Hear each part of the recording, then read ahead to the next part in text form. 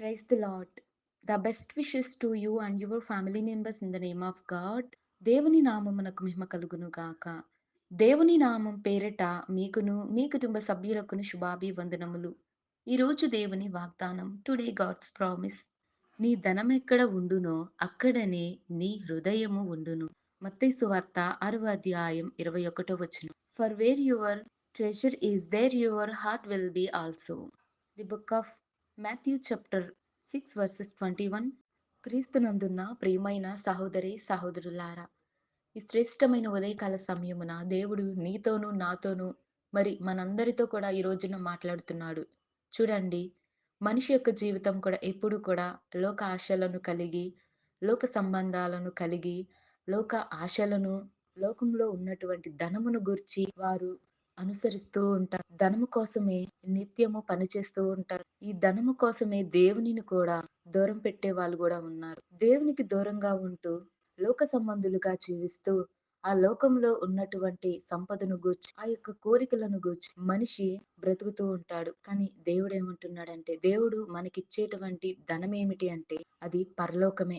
ఆ పరలోకంలో మనము ధనం అనేది సమకూర్చుకోవాలి. ఈ భూమి మీద మనం జీవిస్తున్నప్పుడు మన యొక్క ప్రవర్తన, నడత అనేది దేవుని దృష్టికి యథార్థంగా ఉండాలి. ఆ యథార్థతను మనం కాపాడుకుంటే దేవుడు పరలోకంలో మన కోసం ధనమును సమకూర్చుతాడు. దేవుడు ఏమని అంటున్నాడంటే, వాని వాని క్రియల చొప్పున ప్రతి వానికి తాము చేసినటువంటి క్రియల చొప్పున వారికి దేవుడు జీతం ఇస్తానంటున్నాడు. చెడు నడతలు నడిచిన వారికి, దేవునిని విసర్జించిన వారికి నరకం అనే జీవమును దేవుడిస్తాడు. దేవుని దృష్టికి విధేయులై దేవునికి లోబడి జీవించి ఆజ్ఞానుసారంగా బ్రతుకుతూ యథార్థంగా దేవుని భయము కలిగి భక్తి కలిగి జీవించిన వ్యక్తికి దేవుడు ఇచ్చేటువంటి జీవితం పరలోకంలో ఉన్నటువంటి ఆ నిత్య జీవాన్ని దేవుడు ఇవ్వగలడు. కనుక దేవుని యందు విశ్వాసం ఉంచండి. దేవుడు మన కోసం ఎంతగానో ప్రయాసపడుతూ ఉన్నాడు. మనలను చూస్తున్నాడు, మనతోనే ఉంటున్నాడు. కానీ మనం పట్టించుకోలేని స్థితిలో అజ్ఞానుల వలె నడుస్తున్నామని దేవుడు ప్రతిరోజు కూడా బాధపడుతున్నాడు. మనుషుల యొక్క హృదయం ఎక్కడుంటుందంటే తాను సంపాదించిన సంపద దగ్గర మాత్రమే ఉంటుంది. కానీ దేవుడు హృదయాన్ని చూస్తున్నాడు. నీ హృదయం ఎక్కడుంది? ఆ హృదయంలో నీవు దేవునికి చోటిస్తున్నావా? దేవునికి ప్రాముఖ్యతనిస్తున్నావా? దేవుని యొక్క వాక్యమును నీవు విని ఆ వాక్యమును నీ హృదయంలో నీవు భద్రపరుస్తున్నావా అని దేవుడు కూడా చూస్తున్నాడు. కనుక ప్రతి ఒక్కరు కూడా మీ యొక్క హృదయములను దేవునికి సమర్పించుకొనండి. మీ హృదయంలో ఉన్నటువంటి బాధ, వేదన, రోదన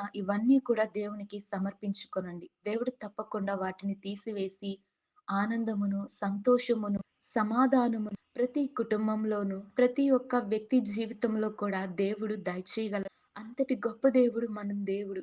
మనం నమ్ముకున్న దేవుడు మనలను ఎప్పుడూ కూడా విడిచిపెట్టడు. ఆయన సహాయం చేస్తూనే ఉంటాడు. మనం దేవుడిని మరిచిన దేవుడు మనకు ప్రతి విషయములో కూడా వాగ్దానం చేస్తూ తన బిడ్డగా కంటికి రెప్పలా దేవుడు తన రెక్కల చాటున మనల్ని భద్రపరుస్తున్నాడు. అంతటి ప్రేమామూర్తి మన ప్రభువైన యేసుక్రీస్తు వారు. కనుక నీవు నేను మరి మనమందరమును మన యొక్క హృదయంలో దేవునికి చోటించి పరలోకంలో ఉన్నటువంటి ఆ యొక్క నిత్య జీవాన్ని మనం సంపాదించుకొని దేవుని యొక్క రాజ్యానికి మనమందరము కూడా వారసులముగా ఉందుముగాక.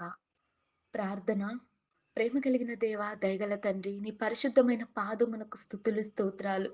తండ్రి, ఈ ఉదయకాల సమయమున ఈ వాక్యం ద్వారా మాతో మాట్లాడి ప్రభువా, అనేక మంది హృదయాలలో నీవు ప్రేమామయుడవై నీకు హృదయము సమర్పించుకునే అట్టి కృప దయచేయండి. ప్రభువా, ఈ లోకంలో మనుషులు ధనం కోసం లోకాశలను లోక సంబంధులుగా బ్రతుకుతూ వెంబడిస్తూ జీవిస్తున్నారు తండ్రి. దయచేసి నిన్ను గుర్తెరిగి నిన్ను వెంబడించి నీ మార్గంలో నడిచేలాగున సహాయము దయచేయండి. ప్రతి బిడ్డ నీకు హృదయము సమర్పించుకునే అట్టి జ్ఞానము దయచేయండి. హృదయములో ప్రతి ఒక్కరికి అనేకమైనటువంటి ఆలోచనలతో, ఆందోళనలతో, బాధతోను, వేదతోను దుఃఖిస్తూ బాధపడుతున్నారు. అటువంటి హృదయాలను నీవు చూస్తున్న దేవుడవు కదా. మనుషులు పైరూపమును చూస్తారు, కానీ ప్రభువా, నీవు హృదయాంతరంగాన్ని ఎరిగిన దేవా, నీవు సహాయము దయచేయండి. ఈ రోజున ప్రతి ఒక్కరికి నీవు సహాయముగాను, నీ కృప తోడుగా సమాధానమును, ఆనందమును, సంతోషమును ప్రతి ఒక్కరికి దయచేసి నీ మేలైన ఆశీర్వాదము, నీ కృప దయచేయమని యేసయ్య నామమున ప్రార్థిస్తున్నాను తండ్రి.